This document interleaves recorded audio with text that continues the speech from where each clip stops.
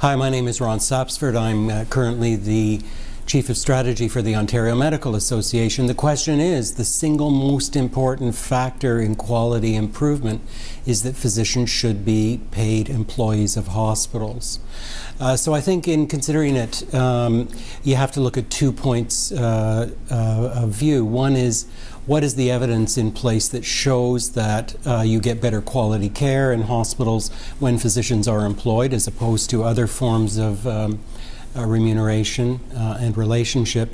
And then secondly, what are the issues in moving from physicians in privileged models to employment models, and what do you have to manage in order to make that conversion? I think the world literature on relating quality of care and physician employment status is very unconvincing.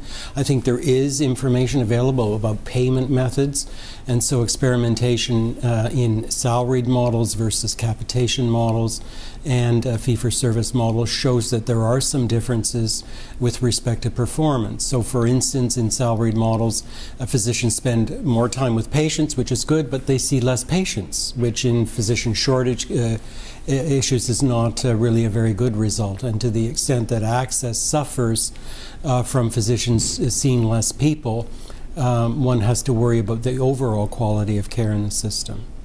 On the other hand, the employment relationship is quite precise. One has to consider some issues.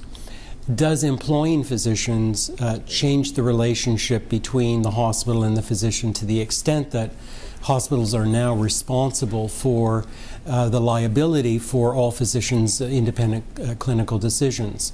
The law would say that is the case. The employer is vicariously responsible. And so in considering physicians as employees, you've got to take that into account.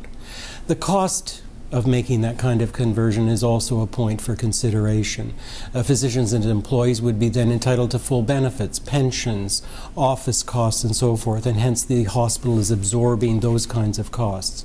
How does that get paid for? Does it get paid for out of existing revenues of the hospital, or does this mean more cost? That's another issue that has to be taken into consideration. And finally, physicians as employees implies that they have a reporting relationship to the management and the board in terms of direct responsibility. To what degree will that curtail their independence in clinical decision making, and to what extent do hospital rules then stand in the way of the relationship between the physician and his or her patient? So these are all factors that need to be taken into consideration in looking at the kind of employment model. My argument is that there is insufficient evidence to show an improvement in quality that you would go through this kind of extensive change simply to make physicians employees.